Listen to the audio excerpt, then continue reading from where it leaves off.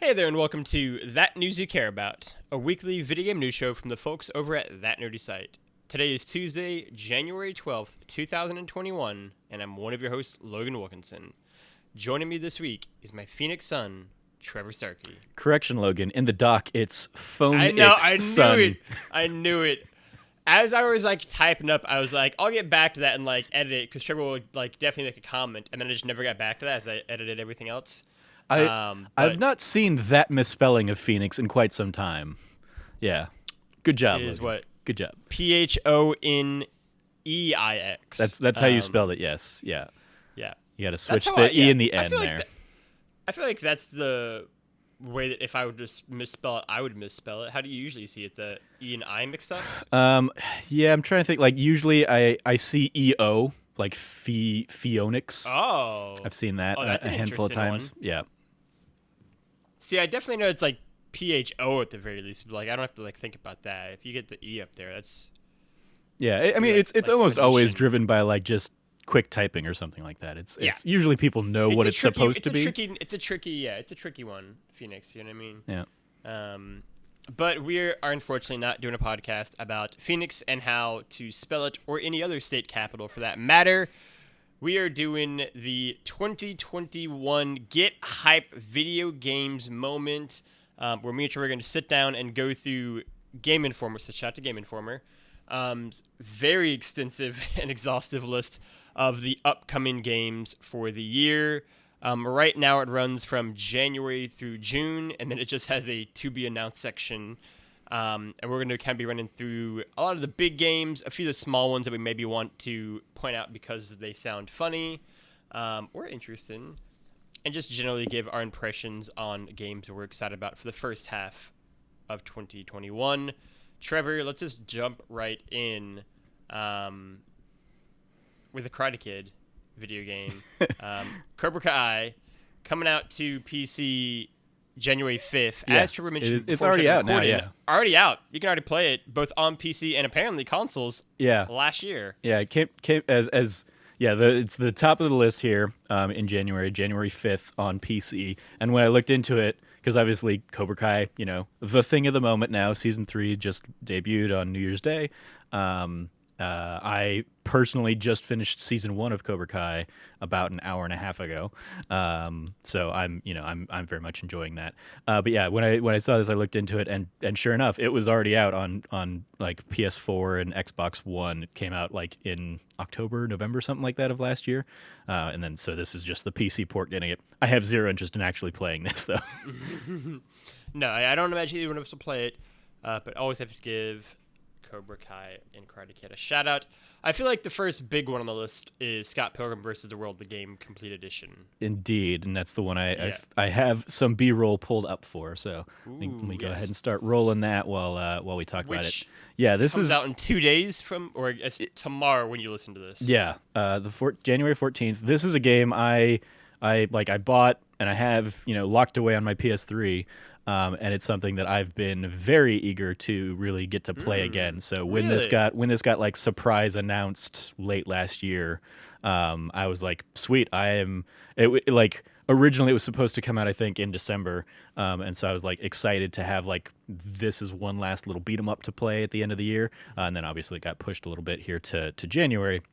But yeah, as a huge fan of the Scott Pilgrim movie, and even the graphic novels, I watched the movie, then I read the books, and then I played the game, and really just enjoyed all of it. It perfectly captures the art style of the books, and because Scott and his kind of whole world are so built around games and the game's kind of ideas and all that stuff, it just made perfect sense that, of course, the game is going to be, built around a lot of that stuff too. So, yeah, it's something I've been eager to get back to, especially since it had been, kind of delisted for so long due to rights issues and all that stuff. So this is definitely, it's a fun beat 'em up in kind of the classic, 2D brawler style. I had no idea that you were a Scott Pilgrim fan like this. That's a very surprising one. I will probably not be playing it, but I am definitely curious to hear your thoughts on it whenever you start playing into it on a future That Nerdy podcast. I'm surprised you wouldn't want to co-op it. Is it a co-op game? Yeah, they especially this version at least is bringing two-player online co-op with it.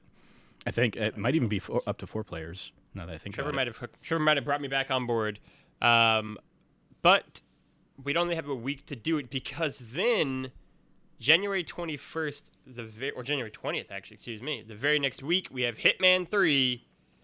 In exciting times, about to happen. It's about to go down. Are you just excited because the Hitman people are also making your Bond game?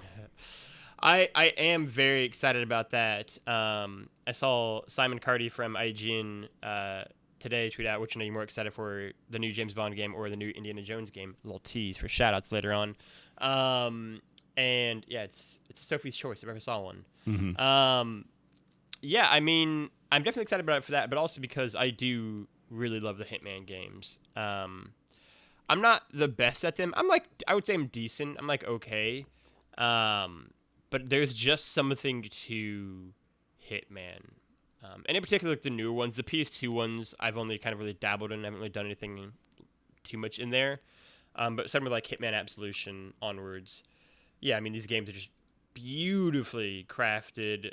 They're such intricately done puzzles, I think, to kind of solve. And some of the stuff I've heard for 3 in particular, its second level basically just being Knives Out. Mm-hmm. And you can solve a murder mystery while trying to kill someone is just yep, sign me right up. I'm totally here for that. That sounds amazing. Also good games to do some sort of future stream or let's play series of, I think about that.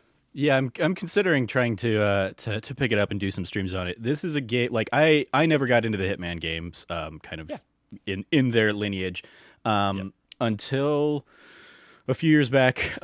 Giant Bomb of course did Hitsmas, and kind of made waves and ripples and stuff. And I saw some of the highlights from that, and then ended up watching a full 2-hour stream of them just playing Hitman and going nuts and having fun challenges with one another. And that's as somebody who doesn't typically watch Giant Bomb content. Yeah. And so it got me to hop into the first in this trilogy of games. And it's definitely a game I would have to be in the right mindset for.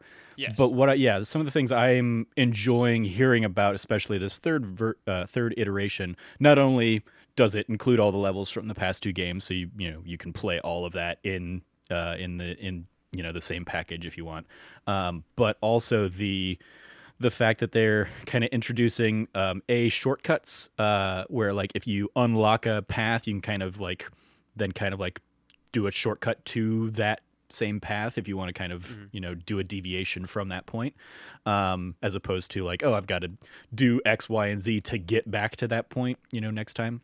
And then also kind of more guided story hits, where it'll be okay, if you want to take them out this way, here are the steps you need to do, and here's kind of some little waypoints and objectives and stuff like that to kind of help you out along the way.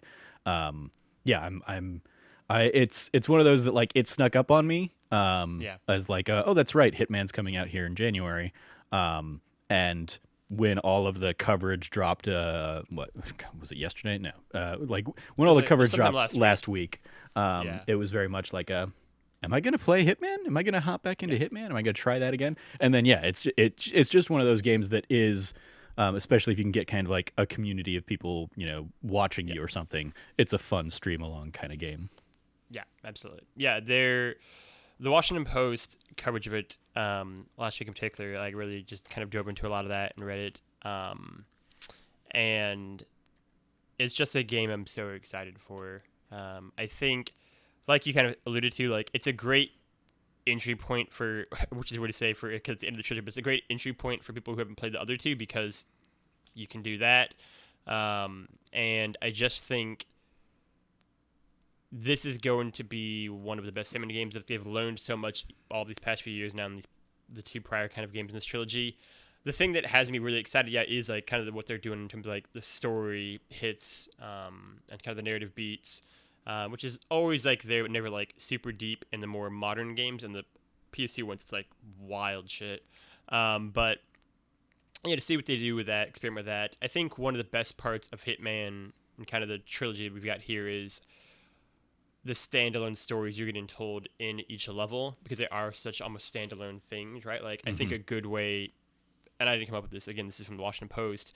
A good way to view this Hitman trilogy is as 3 separate seasons, and each kind of level is its own episode. And I think this is a game or series of games that really benefit from that kind of approach, and just how deep you can get into each level. Like, you can easily just spend 5-6 hours just replaying and mastering and learning all the different routes on a given level. I remember I did that on like the tutorial level of the first game. And there's and like, especially like on the first one in particular, where you're on, I think, the boat. Like, there's so much to do there, right? And these games are endlessly replayable. And so this is easily the game, certainly in January, that I am most excited to kind of dive into and be kind of the first big meaty 2021 game I kind of sink my teeth into. Yeah, and just kind of like, at least for me, spoiler for like January and February and kind of even March, like there really aren't too many like big games that are going to suck up a lot of my time here in the first part of the year, at least from what we've seen, what we know, what we have dates for yet. So like Hitman is definitely the kind of game that I can hop into and then just kind of keep playing and keep doing that. When another game pops up or something, I can switch over to that for a little bit and then keep coming back to different levels in Hitman. And that definitely seems like a good way to kind of kick off the year. Like I talked about in my my Game of the Year stuff, like last year, my whole January was basically me like replaying Witcher. January and like most of February, I feel like, was replaying The Witcher 3 for the first time, just because I didn't have anything else I was really clamoring to play. As it is, we touched on, or I think we talked about maybe in one of the episodes or something like that recently. Like I have played through all of Yakuza Kiwami here so far in January, and I'll maybe keep diving into games in that series while I'm waiting for other new things to kind of come up. And so Hitman 3 might also just be kind of like a good, it's just a great open world sandbox kind of, not open world, but like open sandbox kind of game to just kind of hop into and just be like, all right, let's have some fun. Let's do some weird stuff today. Yep. The RKG guys, who I absolutely love, they did like a bunch of Hitman Let's Plays back when they first launched back in 2018, I think, and like 2017 before they left IGN. And there's just so much fun I think that you can have in these kind of games, and so much like goofy, like dumb bets you can do, and like challenges that you can just give yourself or your friends can give you. And it's a great both party game, weirdly enough, and also like just like solo game by yourself, like late at night. You just like wander the halls of this giant manor house trying to figure out what's happened before you got here. Yeah. And so that's easily one of the games I'm most excited about in the first half of the year.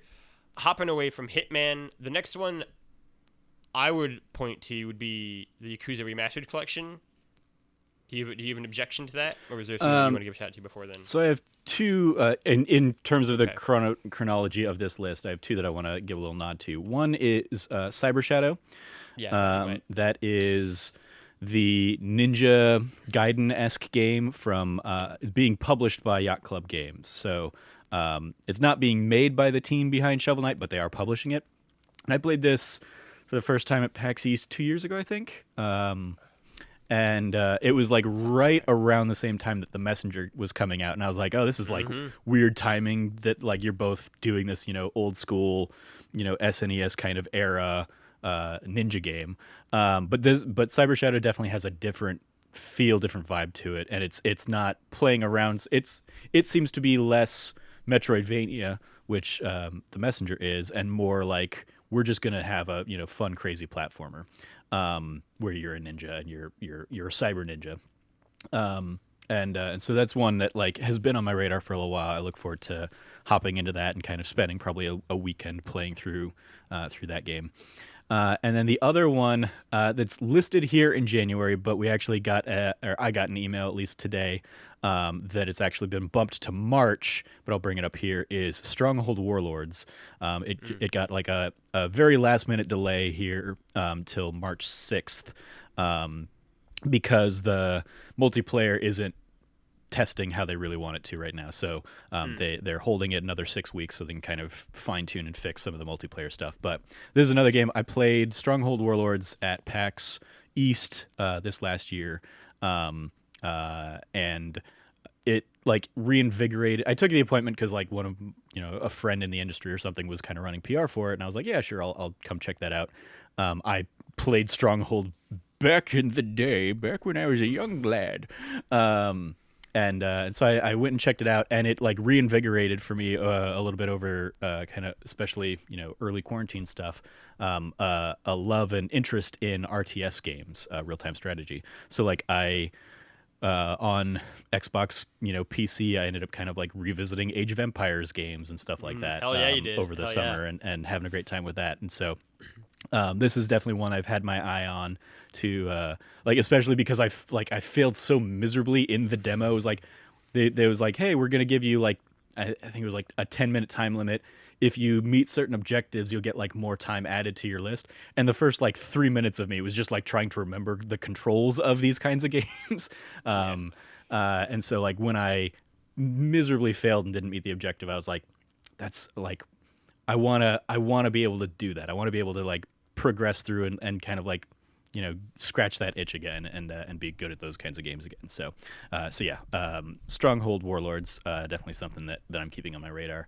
Might end up writing kind of a little feature about how it kind of got me back into RTS games. I think that would be a great year. idea. Yep, I love that. Like I said, the other one is Yakuza Remastered Collection. It's just for Xbox and PC. Mm-hmm. And theoretically, it's like, because yeah, I just bought it again since I just played Kiwami. I just bought the Remastered Collection for like $20 on sale on PSN. But I believe it's going to be coming day and date to Game Pass. Kiwami and Kiwami 2 are on Game Pass right now. I think Yakuza 0 is as well.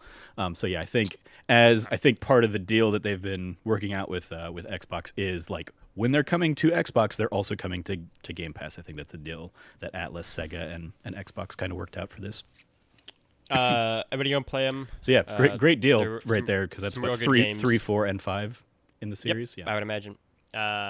So go play those if you haven't. Real good. Probably. I haven't played all of them, but Yakuza is great. After that, we're out of January, out of my birthday month. It was a nice time. I really enjoyed it, and we're in February. And we got Control, I guess. We can briefly go over this. It's the next-gen version of Control. I don't know how much additional thoughts to be added there. I have no desire to return to it. I even like. I've never played Control. I enjoyed the base game. My first introduction to it was PAX East 2 years ago. It wasn't a great PAX demo. It was the worst demo I have ever played of a game because of how much it chugged, and just like you were thrown into like a part of the oldest house with like no context and just kind of like a couple objectives to like find these things around the space or whatever. And it was just like completely aimless, and yeah, it ran like crap. Fortunately, the end game had a little bit more context behind the space that the demo took place in, and B, ran a little bit better, but it still didn't run great, especially when there was like a ton of stuff going on.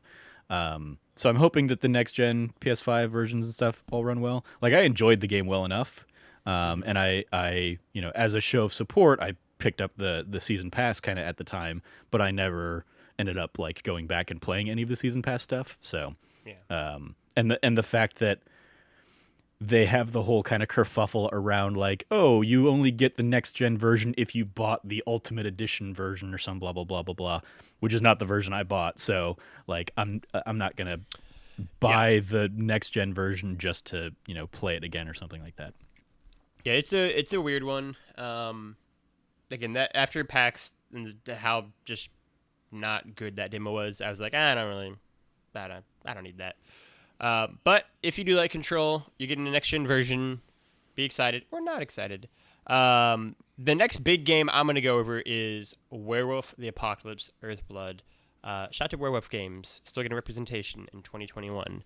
No, I feel like the next big thing, right, is going to be. I was like, are you real here? Like, No. I don't know anything about these games. Okay. No. I would say probably the Neo remastered and Neo 2. Okay. Yeah, I don't have that many Neo thoughts, but I just wanted to give a shout out because I know that there are people who probably at this site, in Cameron's case, who, and maybe Christian back when he worked here, who love those games. I doubt Christian, because I mean Christian probably loves the aesthetic, but like they are Soulsborne-esque games, so I guarantee Christian never never played them. I have them from like in those days where I was like, I'm gonna buy the Neo games. I'm gonna buy, like, I have Neo, I have Sekiro, I have all the Dark Souls games for when I wanted to do like the Let's Punish Trevor kinds of streams. But I've never actually like played a minute of I haven't played either of them. So I think Neo is supposed to be like a bit more chill, maybe. Is he understand? Not from what I've seen. Like it's I mean, it's definitely not as Soulsborne-y, but it's still very much like you're gonna get fucked up on a lot of boss fights. RT kicked in. Yeah. So I feel like the big marquee one in February is probably the 1-2 punch of Super Mario 3D World plus Bowser's Fury, which we just and got Persona 5 Strikers. Yeah. I don't really care about Persona 5 Strikers, but yeah, Super Mario World 3D World, we just got the new trailer for today, so I'll have that playing here. As we Bowser kind of looking, mad angry. Yeah, and this admittedly like a lot of. So I don't know. I'm guessing since I never played Super Mario 3D World. I'm guessing most of what we saw in the trailer that came out today, and most of what we're seeing here on screen, for anybody watching the video version, is specifically Bowser's Fury, kind of like the add-on, expansion to this, because like. I feel like there would have been a bigger deal made about the fact that Bowser Jr. is like flying around and kind of like being support helping with you and stuff, if that was the case. But yeah, like Mario 3D World, is one of those like last games from the Wii U that was just like people love it. Like people loved it, but people hated the Wii U, so it didn't really get much of its own kind of time to shine. So yeah, I'll probably pick this up. Hopefully. Yeah, I will too. Probably. It's a solid enough. Especially because I want to play the 3D World stuff in general, but the Bowser's Fury stuff that has big old like black goop Bowser or whatever getting real big and real mad seems really like an interesting take. I've seen a lot of memes about it already, kind of hitting the the internet. Yeah, there are some good ones, including Goku when Mario turns into like the giant cat version, it looking very much like over 9,000 or whatever. And then also I saw a good one of like Bowser basically being a Gigantamax Pokemon from the last Pokemon or the latest in the Pokemon series. So yeah, I think as someone who is just a massive Mario fan, like I love the series. And in particular, the 3D version of Mario are my favorite. And 3D World's like a weird, like almost like 2.5 D Mario game. But even still, like I've never played it. I didn't have a Wii U because, obviously. And so I'm excited to actually kind of get the chance to dive into it. And Bowser's Fury. Again, I feel like not that many people talk about it, to be fair, but the people who do talk about it really love this game. I know George Cruz from Papa Agenda now, will rave about this and bang the drum about this game all day long. So I'm excited to check it out finally, see what it's got for me here. If it's nothing more than just like a better version of like the new Super Mario Brothers Wii version, but just on like the Wii U, I'm down for that because those games are fun. So I'm excited to check it out. I'm excited for any new version of Bowser Jr. and Mario teaming up that I can get. I would say that's kind of the big one in February that I'm looking forward to. Again, if you're into it, there's Persona 5 Strikers. Me and Trevor do not care. Yeah, it's like, I mean, like I, as somebody who loves the Persona 5 game and I love those characters, like I just don't, like it was the same with Persona 4. I don't really care too much about the spin-offs. Like I played Persona 4 Dancing All Night. I played Persona 5, whatever the Dancing All Night equivalent was. It was a different name, but like the stories in those are always just like, whatever, it's story, but really the thing I care about in those is the music. And so the Muso kind of like structure of Persona 5 Strikers, I'm just like, that's never really been my type of game, so probably not going to happen to that. Nope. I do want to give a nod to just because it got a visceral reaction from me during our Game Awards watch along. Ghost and Goblins Resurrection. Oh yeah, I was also looking at that. That's coming out here in February. It's Like zero interest in playing that because it's going to be, gonna be absurdly difficult, just like the terrible, other games yeah. are. So the only other one for me in February is Bravely Default 2. Yeah, that's a Trevor game. I was a huge fan of the first Bravely Default, but them being on like the 3DS, DS and 3DS, whichever ones they were on, they just never like. I played them like when I was on the road for shows or something like that, but those just aren't the kinds of games I'm just gonna sit in my like house and play. So the fact this will be on Switch and I can throw it up on my TV if I want. It's very much like the old school turn-based RPG-esque, that I would love to see, Final Fantasy kind of return to form in. But since this very much seems to be like this is the kind of direction they're going, and Final Fantasy is going to keep going in its big bombastic stuff, Bravely Default's going to be like a cool thing for me to hop into. So I look forward to really diving into that.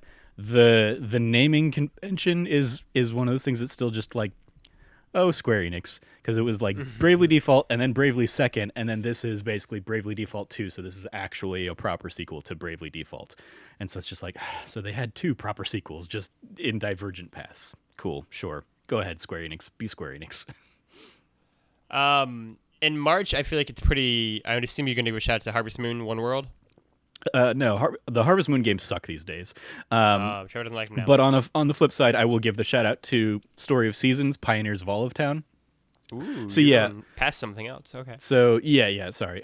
But yeah, I think I talked about this back when I talked about like Story of Seasons, Friends of Mineral Town. Natsume was the publisher behind the Harvest Moon brand growing up, and that's who made the Harvest Moon games. And then at some point in like the 2000s, maybe early 2010s, I don't know, the team behind like the games kind of left, but Natsume kind of kept control of the Harvest Moon brand and name. So they kept bringing in like other teams to try and make the games, and the games just are always crap now. Oftentimes they're like made for like very bad like touch mobile kind of stuff. But the team that like made the core, heart and soul of Harvest Moon like kept making those kinds of games, and they just rebranded them as Story of Seasons. So basically in recent years, Story of Seasons is the Harvest Moon the Harvest Moon game to play. So yeah, the fact that both of them are trying to lay a stake, lay a claim on March, like Harvest Moon is definitely trying to cash in on the name lineage of Harvest Moon, but I think anybody who's like real solid fans of those series will kind of point and say, yes, Story Seasons are the better games these days. The only thing that I really want to give a shout out to that we've kind of jumped over real quick is just Prince of Persia: Sense of Time remake. If it's good, that's gonna be lit. That's gonna be a great game. I would say I am cautiously optimistic. You know what I mean? Mm-hmm. I love Prince of Persia. I'm not Tim Geddes level hype of Prince of Persia. I don't know who is in the world. But I would be very happy to see if, the week before probably reviews start dropping to that and it comes up positively. That is definitely a game that I would consider checking out. Yeah, it's one like I played the original and like I enjoyed the original fine enough. Sure. It doesn't hold like the place in my heart that it holds in a lot of people's hearts. It was like a cool, it was a cool action game and reversing time kind of mechanic. It's not Uncharted or anything in terms of like how I feel about it by any means. Yeah. And like it really seems like they're mostly just kind of like up-resing it to make it, modern day or whatever. I definitely, again, that's why I said cautiously optimistic. Yeah. Because if it is just like, if it plays like however old that game is now, that will not be ideal. Mm-hmm. But I'm hopeful that they've like tweaked at least some of the controls as well to make it easier to play for a 2021 kind of landscape here. Again, like I said, that's one where I probably will keep my kind of ear to the ground in terms of like what people are saying before I actually kind of make any sort of commitment. But I have to go shout it because if it is some good stuff, I will hop on board. The other thing in March I want to give a shout out to that you might also have your eye on is It Takes Two. That's the trailer I just pulled up. Yeah, let me start running perfect. that. You were ready for me. Yeah, I mean, obviously, we here at That Nerdy Site are noted talkers of Joseph Ferris and Hazelight. I mean, you not always. I would say you definitely are. I definitely am more of a critic of Joseph Ferris. I said talkers very deliberately. Okay. Again, as someone who loves Brothers, A Tale of Two Sons, I think that game is genuinely beautiful, and I say all the time that game kind of had the effect on me that Journey had for the people. It's beautiful, I just think. And then who thought that A Way Out were certainly a video game. I'm very curious to see what this game kind of is and how it plays and how I feel about it. I imagine this will be a game that me and Trevor each will play together probably. He's already been signed up for it. He doesn't even know it. It's great. Oh no, I knew as soon as it kind of got shown off in the Game Awards that I was like, well, Logan's gonna lock me into that, no doubt. Yeah. So I imagine you can be ready for all kinds of streams or Let's Plays on that. I'm, again, because I'm hopeless, I'm cautiously optimistic, right? Like, I hope it's going to be a bounce-back game. I think a lot of the big issues for me of A Way Out were, A, its ending was terrible, just truly god-awful. But B, I think it took itself a little too seriously, and this seems like a much more kind of silly, goofy, kind of somewhat cheery game that still can kind of present dramatic themes to it.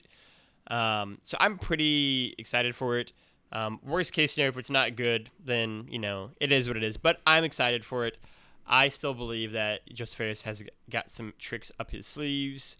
So that's kind of the other big one in March I want to give a shout out to.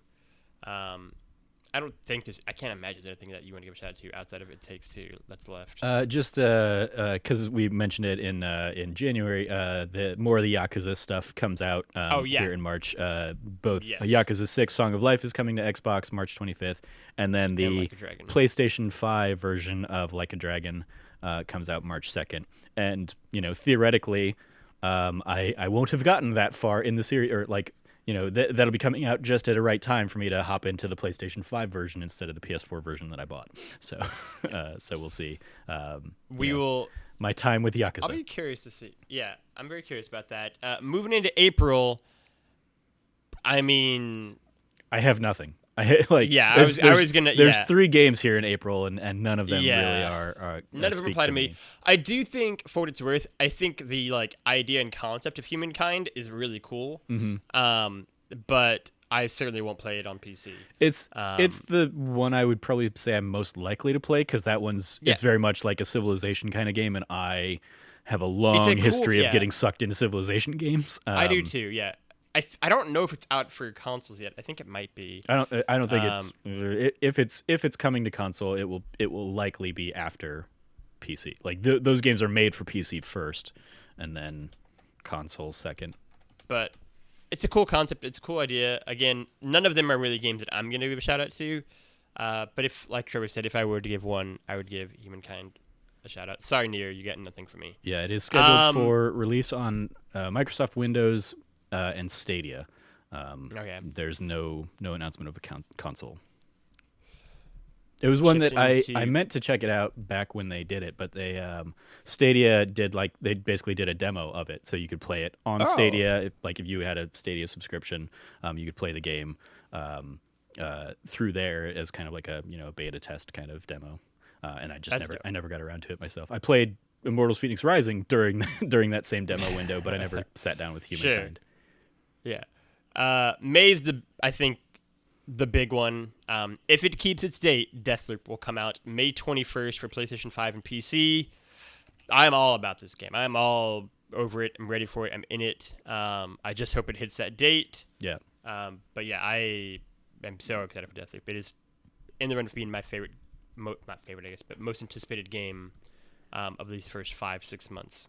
Yeah, I still very much want to know what happened to Dave Fennoy on that project, because he voiced your main character in the debut trailer, and then was like replaced in any other time we've seen it since. So like that's just like a minor curiosity. But as somebody who loved the Dishonored games, I can't wait to see what this one's like. And it'll be my first crack at it too, 'cause as someone who's never played Dishonored games. I'm like finally excited to be like, yeah, I'm ready to jump in, fresh at just this super dope concept. Mm-hmm. Yeah, it like especially it's definitely a thing I'm not going to play around with, but the idea that like the female character in the game can basically be controlled by an outside player, invading your game. Sure. Seems to be like, prime for griefing, and I hate that. So it's very much like a game. If I have to, I will play this game offline. But it's definitely an interesting enough concept. And I just like I love the art style. I love the open world sim action kind of game that Arcane has just been doing really really well with. In their lineage in recent years. I don't know if they'll let you, but if there's some sort of way to like almost have like private matched thing between like like me or you or me and Frank or me and Cam could do it, that'd be I think an interesting again like idea to like kind of explore, and I don't know if that'll be an option or not, but otherwise I don't need anybody else. They might have they might have it so you can basically set it to like only friends can invade or something like that maybe. But that's definitely the one. Yep. Very, very excited for that one. June is going to be the only June game on the list so far. Is going to be Back for Blood, which I also am excited about. That had a, I think, really cool showing. I think at the Game Awards, if I remember correctly. Yeah, Game Awards, and then it had kind of the alpha that a lot of people hopped into. This is coming out for like everything on June 22nd. Again, just like Deathloop, if it hits that date, all about it. Like it looks like the Left 4 Dead game we're never going to get, and so I'm very excited for that if it actually comes to fruition. I never got into any of the Left 4 Dead stuff, so like it's definitely one of those that's as into zombies either. No, I'm not into zombies, and I'm not into like co-op shooter kinds of games. So yeah, it's like this does very little for me, but I was excited to see, how much people really, especially impressions of the alpha, everybody seemed to really be, very high on it, very kind of glowing about it. So yeah, I know me and Cam each were very positive reaction to the trailer we saw at the Game Awards. Yeah, it looks dope. Again, if it's like what it showed at the Game Awards, and if it actually hits that date, yep, all about it. Give it to me. Yeah. I mean, it definitely seems like the kind of thing if we're hopefully, fingers crossed, by June we're up and running with more regular streams or something like that, and maybe we can do a full kind of team streams on it, where like all me, you, Frank, and Cam could all hop in and play a few rounds or something. Yeah, agreed. Diving into what is the longest section of the piece. The to be announced section. We're gonna go somewhat quick at this because there's like 100 games in this section. Looking at like the first chunk of it that I can see, the first big one that I want to give a shout out to, I think would be all the way down. Oh God, maybe not until the D's, if you have anything before the D or E's, Trevor, that you want to give a shout out to. Yeah, so I want to give some love to 12 Minutes. This is a game I've had my eye on. It got a real big showcase in, I think, Microsoft's E3 thing last year, E3-esque thing. But I've had my eye on it since 2015. The developer came and did basically like a demo in Kind of Funny's GDC presentation thing. Kind of Funny was doing like they were basically like hosting people outside of Patreon studios or something like that, and the dev came in, showed it. It's basically like a Groundhog's Day kind of thing, but there's like a mystery component to it, and it's all like top down. It got announced. Yes, okay. I think at the Game Awards it got like further announced or something that it's like James McAvoy and Emily Blunt, I think, are the cast in it. Like it's got a stellar core cast behind it. Yeah. So yeah, I'm very excited about it. I know it's James McAvoy. I forget who the woman that's enough. is in it.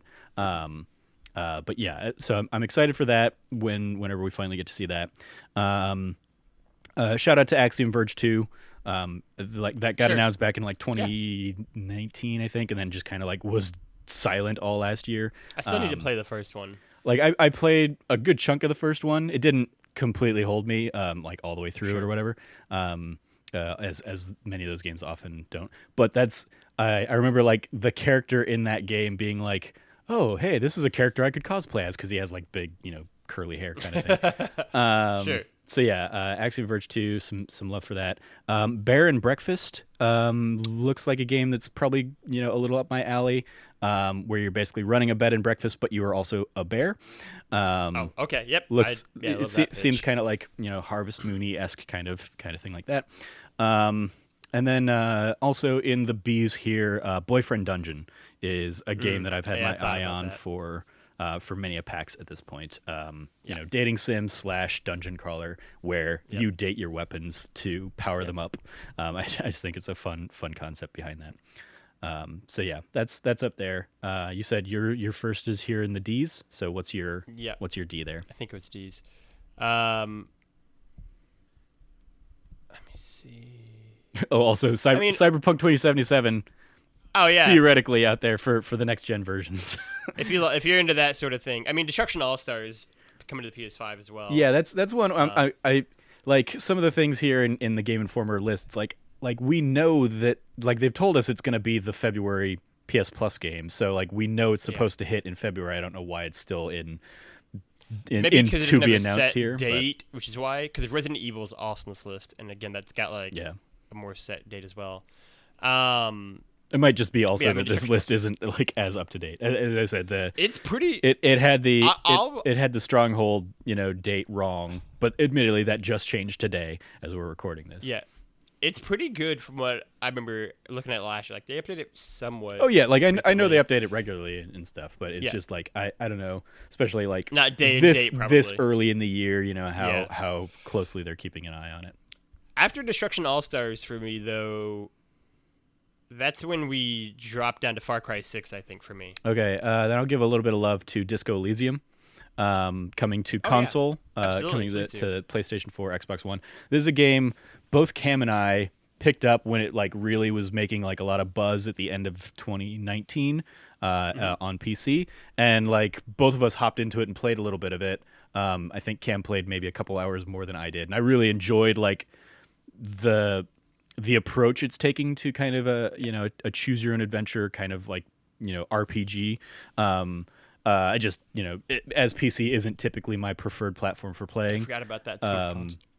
It's one that when it comes to console, and one of the things they kind of announced during the Game Awards is that it's coming to console with kind of full voice acting for kind of everything in the game. So yeah, that's definitely one that is on my radar for when it comes out. I'd forgotten about that. Yeah, Disco Elysium is one that at the Game Awards I thought trailer because I have no just any sort of foreknowledge about it. I was like, that trailer looks dope, is what I will say. So that's another one that I bet you I actually would really kind of get a kick out of. And then I'll give a nod to it. It's not one I have really any interest in, but as many people will.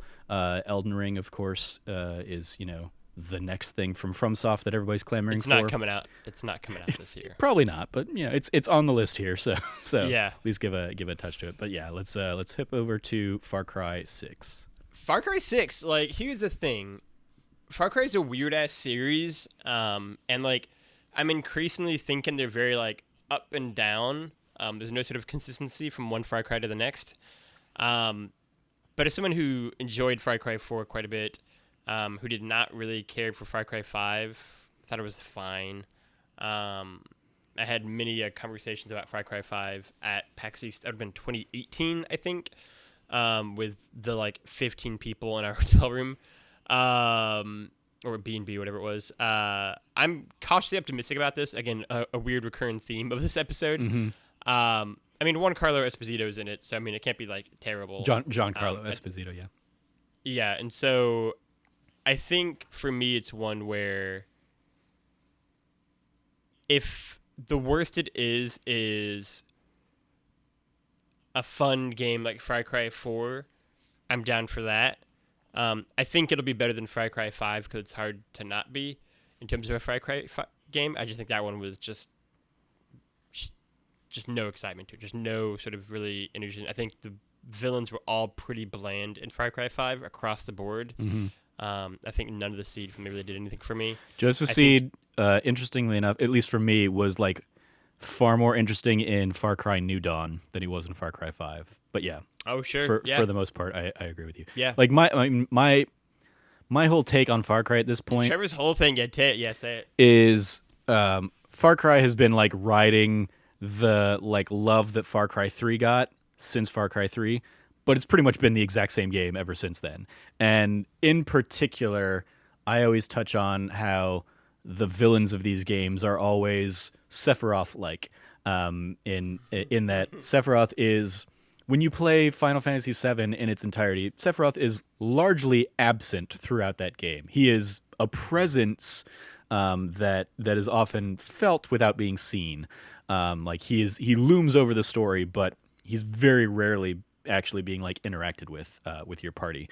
And going back to Voss and Pagan Min and Joseph Seed and the Seed family, like it's all the same. Like those games are little snippets of them. You get like those actors in for, a good, couple days of recording sessions and stuff like that.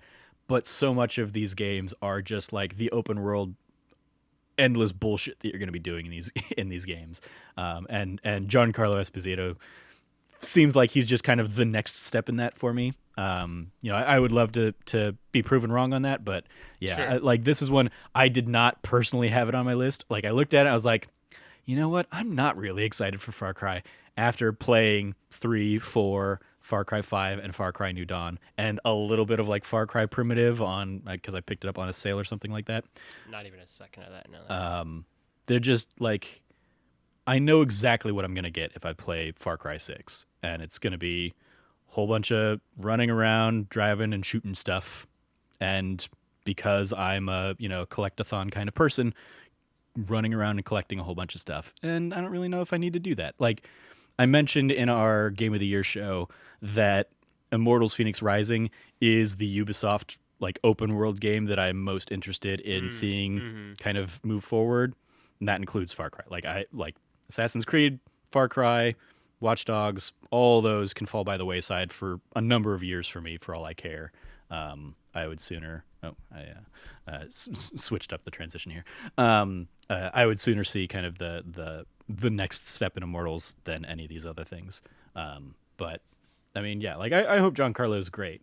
But Yeah. I remember, I hope the game I is remember great. like everybody being like, "Oh, Troy Baker's playing Pagan Min," which like thinking about that in terms of like representation now is just hilarious. Yeah. It's only been like 3-4 years or something like that. But yeah, it's just like 5. yes, yeah, 5, because it would have been, because I remember seeing him talk about it on a panel at Has it been at 6 PSX years? 20. Was that 2014? I mean, I remember him being on a panel on in 2014 at PSX talking about Pagan Min. So yeah, it was probably back then. Yeah, it'd have been 2014. Yeah, because 2015 my Game of the Year was. Yeah. So yeah. God damn. The next game I think that we can kind of go to real quick. I mean, you might have something for like Ghostwire Tokyo. I don't know. No, not at all. But Ghostwire Tokyo. the next one, Definitely spooky. Nope, not my fun. the best one, I think that we're going to spend very little on this because it's a bet if it'll happen at all, is God of War 2021. Yeah. Again, you don't even think it'll happen. I think, honestly, it probably won't happen. But like, I did make a bet on it on my prediction special, so we're optimistic about it. Obviously, just take as much time as you need on it. I'm not that worried about it. It'll be great when it comes out. Like I said, there's not really much else to say. We have no information about the game other than just like its title. I'm playing the teaser trailer, and it's basically just obviously there's no audio for it, so it's just the the sigil kind of sign going around and the runes appearing on it. It's I would love to see this, and I would love it just to be that they're keeping it close to the chest and gonna do a bigger blowout, June of this year, and be like, and it's coming in November, and we know that. But given the like delays that that 2018's God of War hit, that it was supposed to be a 2017 God of War, and it didn't hit that. I would very much expect to see this in 2022. Yeah, agreed. One I do want to say at least a few words on is Goodbye Volcano High. I think it looks just absolutely. I mean, again, like this is the kind of video game that I am absolutely a mark for. That is absolutely a Logan-esque game. It looks super beautiful. It looks super sad. It's like a teenage, again, set high school game. I think they're like dinosaurs, but that's unimportant. Yeah. Well, it's pretty important because well, I mean, like, the meteor is like, coming to destroy yeah. them. Yeah, but like it's just it looks super like it's just a coming of age story, world ending like tragedy. Just hitting all the notes that I want in a game. It looks beautiful. The art style I think is great. So I'm very excited for that. This one I think will hit this year. Obviously, it's just when in the year it will hit. But it is a game I absolutely will be kind of rolling around in and sinking some time into. Yeah, that's definitely on my list too. I think your next one probably is Gotham Knights. No, I don't care about Gotham Knights really at all. Okay, that's okay, another. We're moving on. That's then. another one like Far Cry 6. I'm just like I hope it's good, especially for like the Barrett Courtneys of the world out there that have been like long clamoring for the next game in the Arkham thing. But like the multiplayer co-opness of it is just something I'm like I don't really plan on playing it that way because those are always such single player games. And I mean, sure enough, like it could be the kind of thing that like you and I hop into it and play it together or something like that. Yeah. But right now it's just kind of like pretty low on my list until they show us like more of what that's going to be like. Also, I'm not convinced it's going to come out this year. Yeah, also that. So what is your next H game then? My next game is actually Greek Memories of Azure. Just want to give a Really? little Okay. shout out to that. I played it at PAX East, and it's a cool little like puzzle platformer, 2D puzzle platformer. Another beautiful art style kind of game, and you're basically controlling both characters simultaneously, and there's even a third character that kind of joins your party. It wasn't in the demo, but so you're controlling kind of three characters, or you're switching between these three characters to solve puzzles with them, and do a little bit like combat and stuff like that. So it looked cool, so I just wanted to give it a little bit of love here in the list. But other than that, I would say Halo Infinite is like the next big one. Even as not a non-fan of Halo, I was gonna say that's all you, yeah. I played Halo 1 and 2, and that is it. But I like when Halo Infinite comes, I'll probably sit down and do like a let's play through all of the Master Chief Collection streams or something like that, just to try and like be part of the conversation, catch up with it, see, and Halo 5, which isn't part of the Master Chief Collection, but pick that up and play it too. And just kind of spend some time, especially just given the troubled development it clearly has had. Give it some, see for myself basically when it finally comes out what the end product of that one looks like. How about you? Is like obviously you're not really even all that much of an Xbox guy, but do you have a lineage with Halo at all? I mean, the only Halo game I've played aside from like friends might have team deathmatch, but even that I'm just not good at.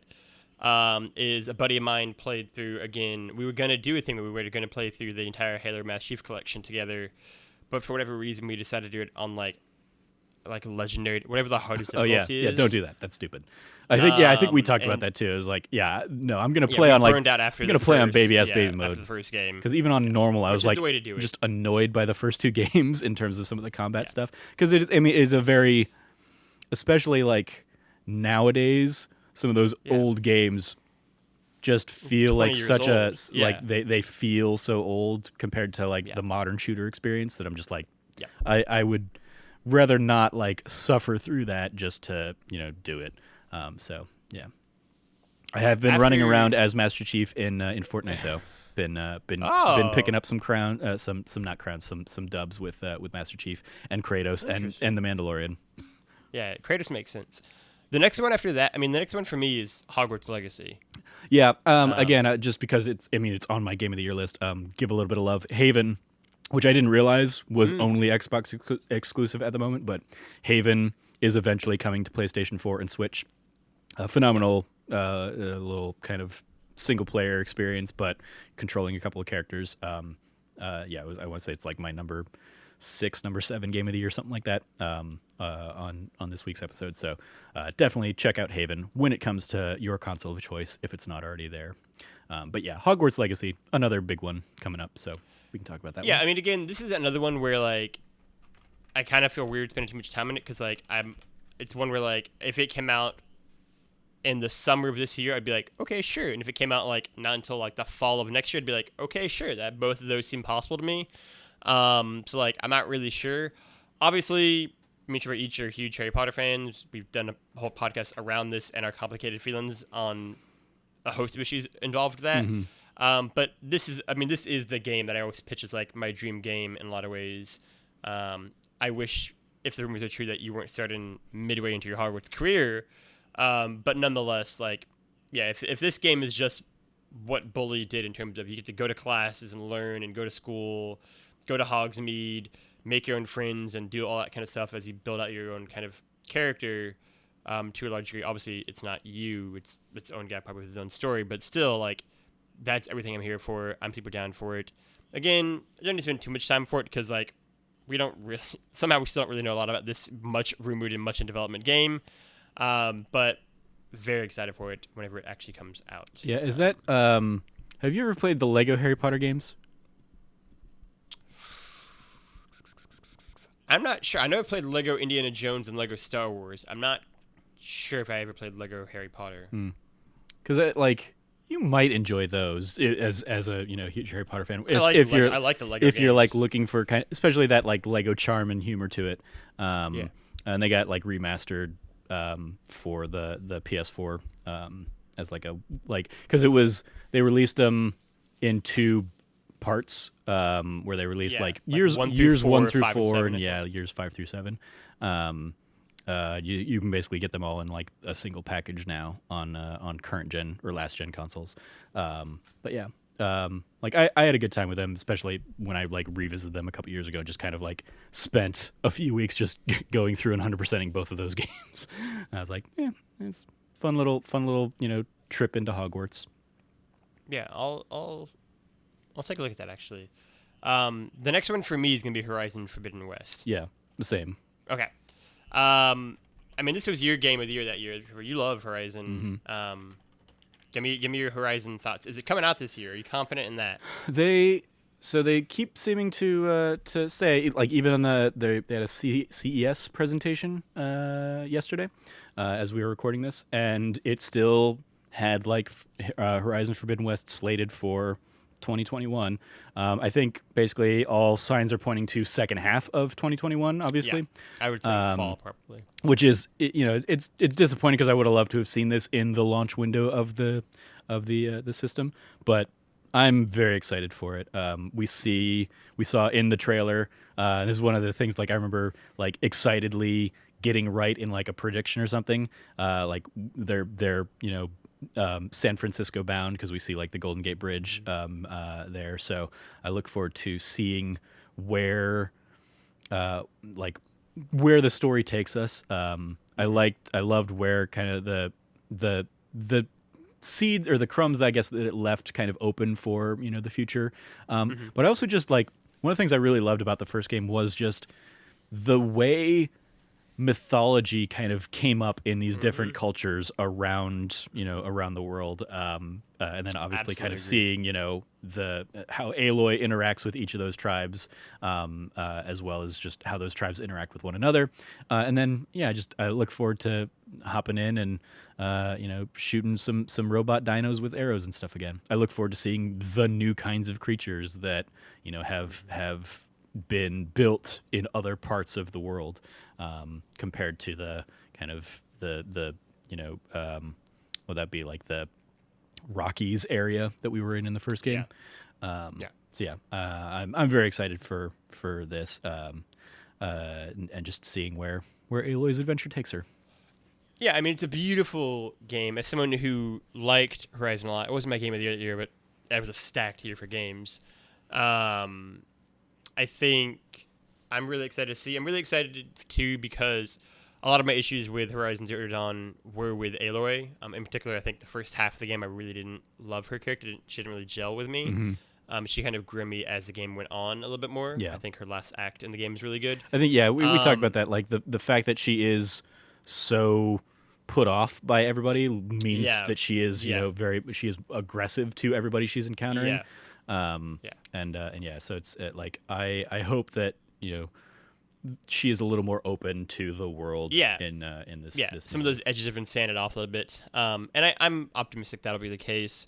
And if that's the case, and we just get this amazing, expansive world that I expect to find, and like you said, one of my absolute favorite parts was just like the mythology of all the different kind of tribes and cultures that we encountered in the first one, and the different stories that they were told, and the histories that they each had. And as someone who obviously loves history and loves lore, give Cam his buzzword, when it's done well, like it was absolutely done well in Horizon, and just the level of environmental storytelling was just brilliant. And I don't expect that to be even better in this one. Again, very excited for that. Easily be one of the most anticipated games. After Horizon, I will say I have a bit of a drop off to my next one. So my next one is Kena Bridge of Spirits. Yep, that's what I was going to also give a shout out to. Okay. I mean, we're skipping I guess, 3 letters. That's why. I guess your I's and your J's and stuff like that. Kena Bridge of Spirits. I remember being wowed by that art style in the original. Yes. When it debuted in kind of the PS5 like launch reveal trailer stuff, and it very much seeming to also be another game in that kind of like Breath of the Wild-esque style, or at least you're playing as a female, or like as a female Link, as a Zelda Archer kind of another character like that, looking really cool. I was sad when that game pretty quickly got kind of like pushed to 2021, but it's definitely one that like when I see the name pop up, I'm like, oh yeah, that's gonna be a good one. Yeah, I 100% agree with everything you said. The next one for me after that is going to be, weirdly enough, going back to what we just said, Lego Star Wars The Skywalker Saga. Same, I'm very excited to see just the whole kind of Skywalker Saga done in Lego style. The Lego Star Wars games are fantastic. Mm-hmm. I mean, quite generally, they're just, especially like the original trilogy, they're just very, very good. And it is kind of the thing I think of first when I think of Lego games, that and Indiana Jones. So I'm very excited to see that. I'm very excited to be able to play all of them. It's just going to be pure joy yet again. Yeah, I've been a fan of the Lego Star Wars game. Like, back when the original Lego Star Wars came out, that was the prequels, came out like a couple weeks before Episode 3, in that weird, like, back in a time where we clearly didn't care about spoilers, because this game that spoils was the it ending. Really that long ago now? Yeah, that spoils the ending of Episode 3. Obviously, we also knew the ending of Episode 3, where everything was headed. But yeah, and the fact that like I sometimes have to remember that like the prequels were the first Lego Star Wars game we got, and then we got the original trilogy after that. Mm-hmm. But yeah, I remember playing those, God, like back on, was it PS2? And then like maybe again, like I remember playing like a complete collection of them on the Wii or something like that. And I just like those got me into the Lego games. I've played most of the other series that they've done. I think like the Lego Hobbit games are like the only one I didn't really hop into, and a couple of the DC ones, most notably like the most recent DC one where you're playing as like the villains or whatever. But yeah, I'm very excited for this. When the Force Awakens came out, the Lego Force Awakens came out, I was like, well, this is going to be annoying that they're going to be turning what used to be 3 movies in one game, that they're just doing like one game at a time. And then they just didn't do one for Last Jedi or Rise of Skywalker. So yeah, the fact that this is the first time we're going to be getting those other 2 games will be fun to see kind of the Lego take on it. And it seems like seems like the whole thing is like from the ground up, they're re-envisioning what it is. It will probably be in the modern style of the Lego games, because those early ones were before they really did voice acting and stuff. It was just all pantomime humor and stuff. Yeah. And so like I will always remember the infamous like no, I am your father moment was Darth Vader like holding a picture of like baby Luke or something like that in Lego form. And so yeah, I very much look forward to seeing kind of I actually already have this like pre-ordered for my PS5, and hell yeah, you have since kind of like PS5 stuff started going on sale. So I'm like a little worried, I guess, that like people started seeing this game like at E3 in 2019, and then we just got like nothing from it last year. Like this is a game I would have expected to have been playing last year, and so the fact that it's still still doesn't have a date here in 2021, like I'm excited for it whenever it comes out. But yeah, it's one of those I'm like, but like what happened with this game? Why haven't we seen more of it, or what's taking it so long? Or maybe they're just waiting until the fervor around Rise of Skywalker died down a little bit. And Last Jedi, both those games had some reactions drawn to them. Like this is a game I would not have at all have been surprised if it came out like the week or two after Last Jedi. But at the same time, when I was looking at this list earlier, I was thinking to myself, you know what? This is probably going to be the very first game we get to play as Baby Yoda in. So, like, I would almost guarantee that the Mandalorian and Baby Yoda will be like unlockable characters in this game, and there will probably even be like Mandalorian DLC or something behind it. So that's a really good point. Yeah. After Lego Star Wars, though, I mean, I don't have anything until Mass Effect. Yeah, that's same.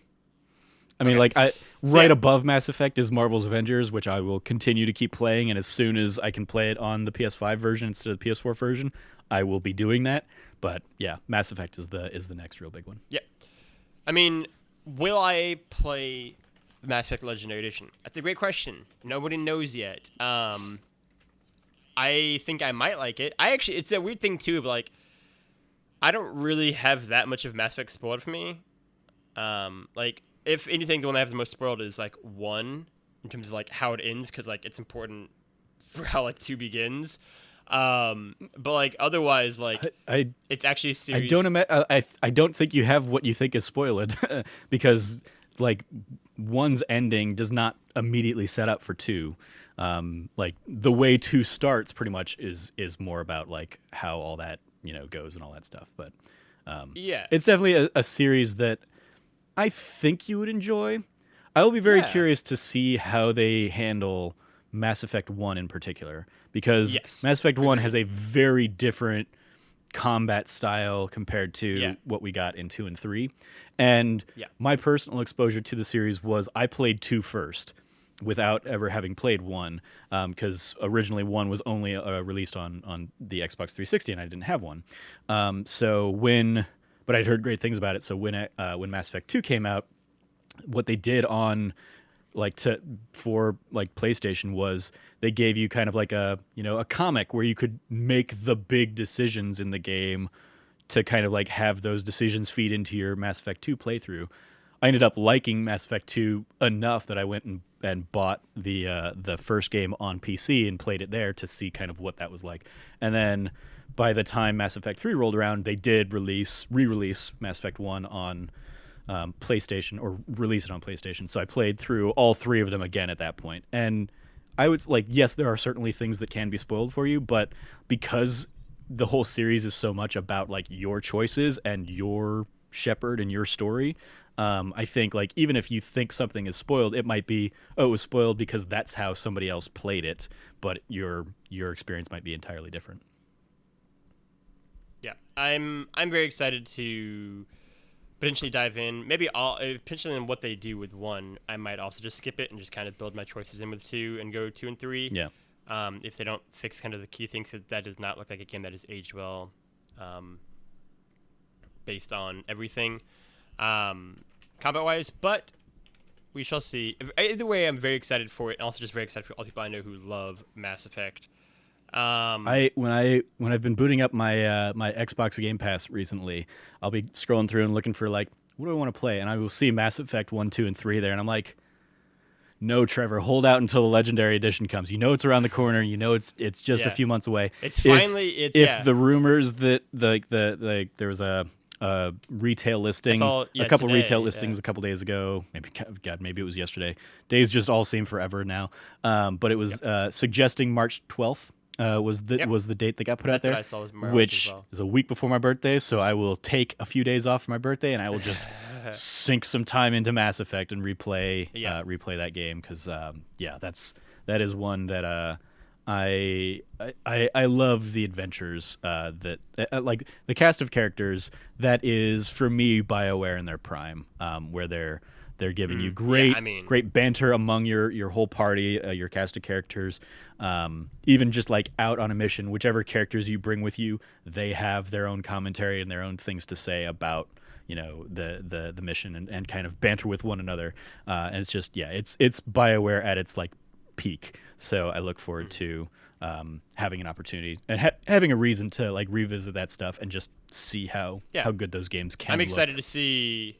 Yeah, exactly. Here 2 generations removed, because that was a series that everybody, that's a crazy thing. Everyone wanted remastered, and at the beginning of the PS4 generation, Peter Moore and the EA executives at the time were like, we're not really about remasters. That's not what we're planning on doing, and obviously those ideas have shifted with the team. So I would say looking forward to it.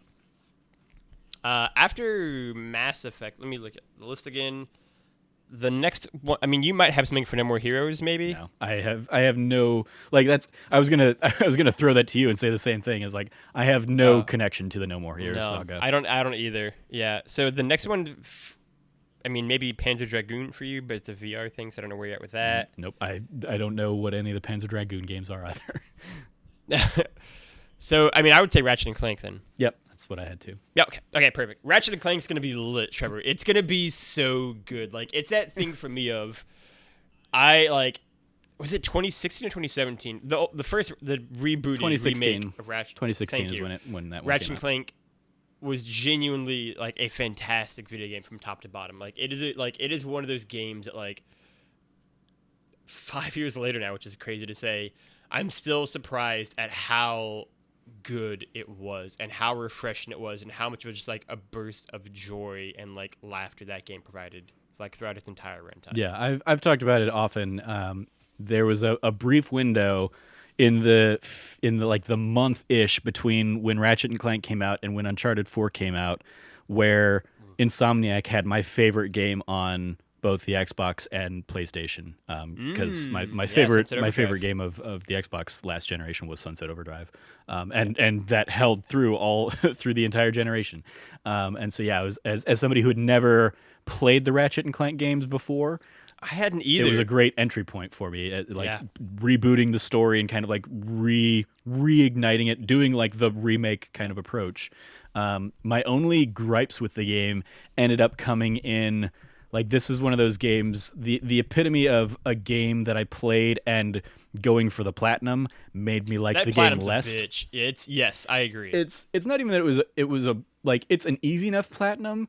It was just time consuming for some of them. In particular, there was like there's a trophy for like powering up all of your weapons or whatever to the max level, and after like playing through and then new game plusing the game, I still like finished the game and still had like to spend another 4 hours just going through like the same level, taking out like 3 or 4 enemies at a time. Because that's the other thing. Like, once you've beaten that game, there's no enemies to like. You can go back to any of the worlds, but there's nobody there to shoot at. So like, it was just a tedious, annoying grind to get that last trophy. That was frustrating. There's another one that's, I think it's either like kill every type of enemy type or use every weapon there was one that was use the gravitron, basically make everyone dance, whatever the dancing one is. If you miss one of the enemies, it doesn't give you any sort of thing to track who you haven't used it on. It's just an absolute just like, all right, well, this is just all guesswork, and like that's the thing where it's like, that's such a frustrating and like, because I didn't end up getting the platinum. I think I have like 80% or whatever, but like I was just like, I just can't keep trying to guess who I haven't used it on, and some of the like upgrades are just like, nah. The Groovitron, that's what I'm thinking is the weapon. Yes. I was like Gravitron's not right. That's the thing that you go on like at a carnival where you like sit up against the wall and it spins around and the G-force just kind of sticks you to the wall. I was like, that's the wrong term. But Groovitron I think was the gun that just made everybody great. Dance. I'm very confident that it will come out this year, and so I expect it. just I realized said that very confidently. I just realized so I had left the trailer going and it auto played into Astro's Playroom as the next trailer. I looked over and I was like, why am I looking at Astro's? Oops. So for anybody watching the video version, my bad. Ratchet's gonna be great. Real quick, I'm excited before moving on, do you have any connection to Psychonauts, or is that another one that No. like I don't. like yeah, it's just kind of like it's one of those games like I've wanted to get into, but I've never spent any time with it. Yeah, I agree. After Ratchet, my next one is Resident Evil. Yeah, I knew that, so I'm pulling up the trailer on that one. Yeah, I am all about it. Again, I talked about it on something we've done. We've done a lot of podcasts in the last few weeks here. And but, some significantly long ones, especially. Yeah, but Resident Evil 7 was, I mean, again, if not for, I think, Hellblade that year, it would have been my game of the year. And that's not right. Yeah, it was something like that. It was fantastic. Right? I mean, it is what I still think is the best horror game I've ever played. Is in a lot of ways what made me fall in love with horror games. Not fall in love with, that's being far too generous, but appreciate more than I ever had before. Because I was a lot like Trevor. I did not like horror games really. And then I played RE7 and was like, this is fantastic. And it made me kind of dive into the Resident Evil series. I'm very excited for Resident Evil 8. I hope that it is like 7. I hope it's much more kind of insular and intimate. I hope it's not too kind of otherworldly and ridiculous at times, like some of the later ones, 5 and 6 in particular, are. And yeah, if it just kind of keeps that creepy, foreboding, atmospheric atmosphere that 7 nailed, it'll be an incredible game and one that will absolutely be on my like top whatever game of the year list. Again, I mentioned it before where like part of my concern is that like Resident Evil 7 in a lot of ways is like at the tip of like kind of the Capcom resurgence, and in particular the Resident Evil resurgence that we had with 7 and RE2 Remake getting so much good buzz. And so not quite sure if it'll have the same reaction still and reception, but very excited for this game.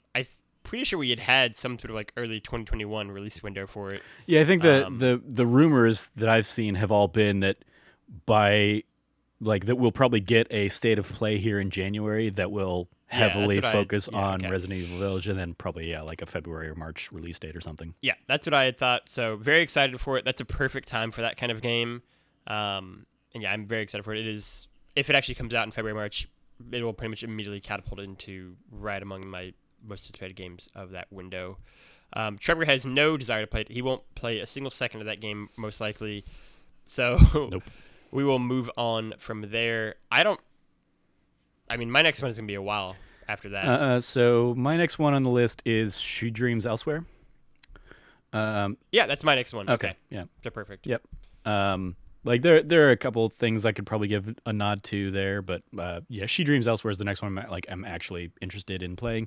I played there's another one I played the demo of at PAX this last year, and it's another one like Haven that has been on my radar since the Kind of Funny Games Showcase at PAX West 2019. Basically, it is a game very heavily inspired by games like the original Persona and Earthbound and stuff of like that ilk, like even Undertale or stuff. It's basically a game that this guy has made all by himself in RPG Maker, and yeah, he just it like the talent he has was just like disgusting. But it looks right up my alley, and having played it, it was a lot of fun. The combat is like almost a direct pull of those early Persona and Earthbound in particular games. And yeah, it's definitely one that like I was sad. It's another one like originally was supposed to come out last year, but he pushed it to 2021. And but I think hopefully he has the time and backing to put into it what he wants it to be, because that's the most important thing. But yeah, it's definitely like turn-based RPG. Right up my alley, psychedelic dream world kind of like dealing with, your personal fears and stuff.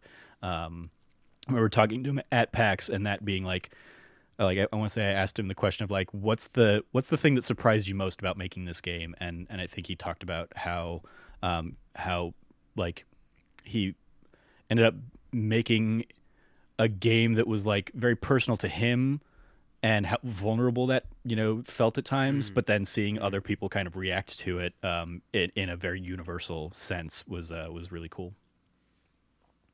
Yeah, I agree. I think it had a good buzz around that nerdy team in general at PAX. My next one after that is going to be the Artful Escape. So I'm going to drop down a lot if you. I have Artful Escape is pretty much my next one, and actually I think it's like my last one on the list. But I do have Skatebird before that, just because in part I guess it's basically a Tony Hawk but with an actual bird hawk, pro skater kind of thing. I loved Skatebird when it debuted in, I think, the original Kind of Funny Game Showcase, and I kickstarted it at that time because I thought it was a cool little premise for a game, and it, like the fact that it's been picked up and it's been in Switch Nindies the Nintendo like directs and stuff like that. I think they got kind of good backing behind them. I just wanted to give a little bit of love to that one. I don't know. I probably won't put a ton of time into it, but I'll at least check it out when it comes out with my backer copy. Just because, it's a cool thing, dressing up birds in caps and stuff like that, having them skate around little mini arenas and stuff. Agreed. Also, skating games in general are just great. The Artful Escape was that what got your game of show at PAX East this past year? Yes. Yeah, that was my game of Artful the show. Escape is fantastic. Yeah. Yeah. Seeing if I can pull up a trailer for that one too. It is. I mean, it just, again, there were a few different games that really caught our attention. It was a great year. It was a great PAX East this past year. And this is one that, again, if it hadn't been Trevor's game of the show, was very much in the running for being one of my contenders as well. I mean, again, as Trevor says, I don't know what the full game looks like necessarily, but what we played was just absolutely riveted by. I'm just totally enamored with that game. I'm very excited to see what they kind of do for a longer thing. I think the premise is super cool. It has me hooked, and just if nothing else, I will love listening to the game. Yeah, and Annapurna publishing it. They seemingly can do no wrong. They have done a great job of kind of capturing such a weird, eclectic mix of indie for games. Films and games. Yeah. Yeah. Looking forward to that one. But yeah, that's my last one.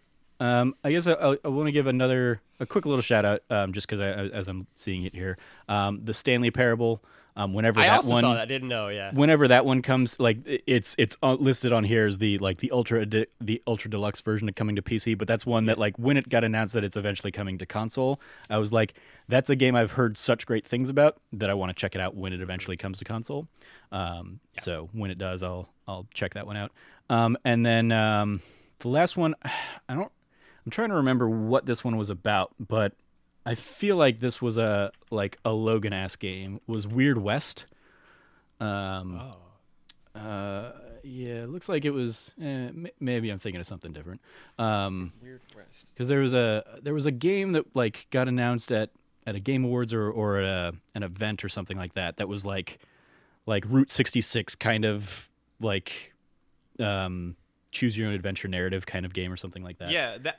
It doesn't look like it was Weird West. Saw at the West. Game Awards, right? Yeah, and so I don't remember which one that was, but yeah. I guess it's not Weird West as I'm glancing at the trailer here. I'm down for anything Route 66 weird adventure. Yeah, it was like the weird. I remember that trailer from. It might just be Road Trip. It just might be Road Trip game or something like that. But yep. So with that being said, we're gonna transition whichever looks for that to pitch it to me.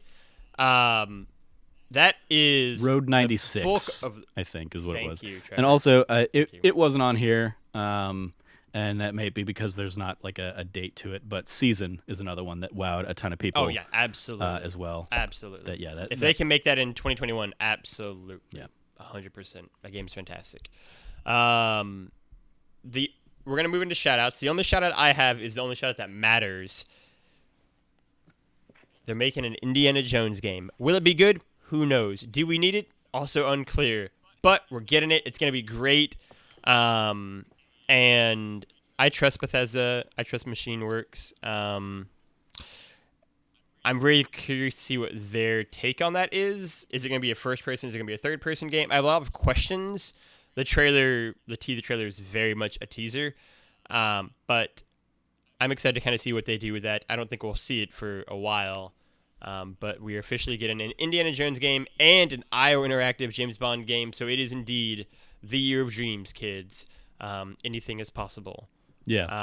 I was looking at the doc. I didn't even notice this. Yeah, I gathered that you didn't have a reaction to it. Yeah, as soon as Logan started talking, for anybody who's not watching the video version, watch the video version. It's a great episode. I threw on an Indiana Jones hat because that's fantastic. Yeah, any opportunity. It also still has my pixel glasses on it. But yes, it's I couldn't wear, like, I was originally going to just have it when the Discord call started. But there is no way to like easily wear it and the headphones and It was like I'll just turn it into a bit when we get to it at the end of the show. Yeah, I love Indiana Jones. I'm very excited for any sort of indie game that we would get. So I'm looking forward to it. Again, I also love Uncharted. I think it's kind of what a video game version of Indiana Jones is. There are some Indiana Jones games I played on the PS2. They're video games. There would be like fun, interesting ones to do in like a PS2 retro gaming replay, let's play thing, that and like Van Helsing. But yeah, I'm excited for it. I don't know what it's gonna be, but that's my shout out. Trevor, if you don't have a shout out, we'll drop right into the outro here. Yeah, no, it was the only other thing. Like, we'd obviously already talked about this being like the topic of the show, but I was like, hey, there's news that finally broke for us. Was the Indiana Jones announcement. I saw.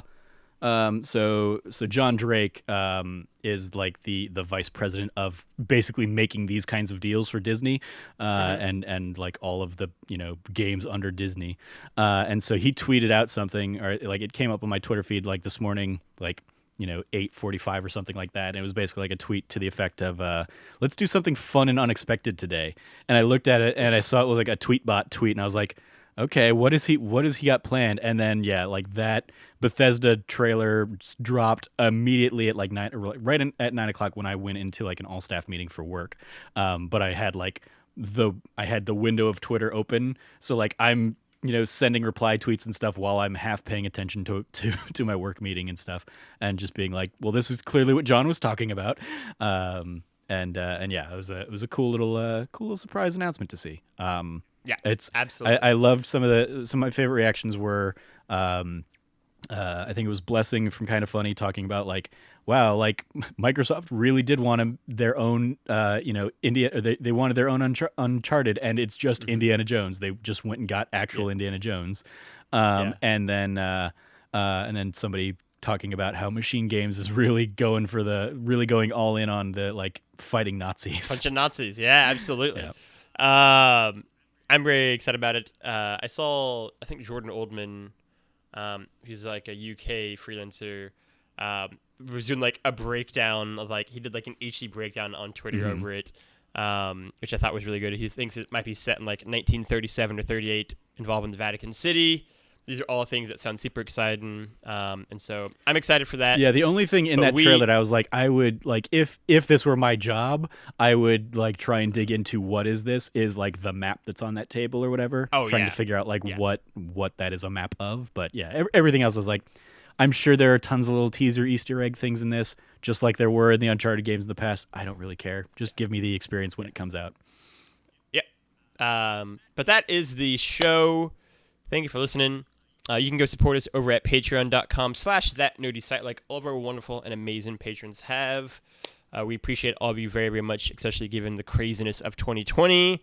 Again, you can go support us over at patreon.com/thatnerdysite. Go check out all of the tiers, rewards, goodies, all of the stuff. And if I do say so myself, the last few Patreon exclusive episodes have all very much been worth the $1. So go check those out as well. Your support makes everything happen and make shows like this and like that D+ show come to fruition. You can also support us by liking, subscribing, and sharing with your friends on social media podcast services all around the globe. Rate and reviews on iTunes. Give us some 5 stars. You know what I mean? We're still a relatively newer-ish kind of sort of podcast. And so do that. You know, give us some support. Tell us why you like us. Otherwise, you can go find Trevor at Trevor J. Starkey on the internet. Trevor, anything that you want to plug or shout out? I'll give a shout out to our epic, nearly 5-hour episode of that Nerdy Site show this week, where we all went. Me, you, Cam, and Frank all went through our top 10 games of 2020, kind of round robin style. It's I broke out kind of the time codes for our 10s, our 9s, our 8s. So if you don't want to commit to all 5 hours at once, you can check 1 or 2 of those, and then you can just keep coming back to it. Keep coming back for more as you go. You can easily find all that stuff via timestamps. But yeah, that was a great episode, and I loved just getting to sit down and chat with you guys. Agreed. You can go find me at Lefty Logie or Lefty Loggy, Loggy, all across the internet.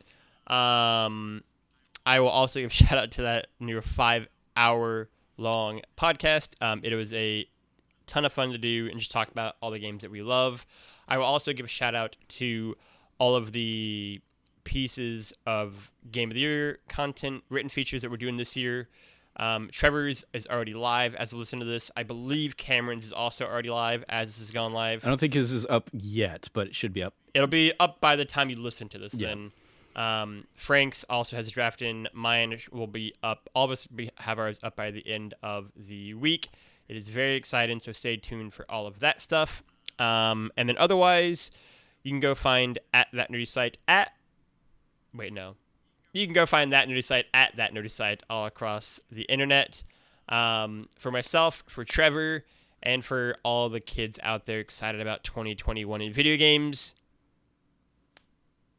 play games and be good to each other.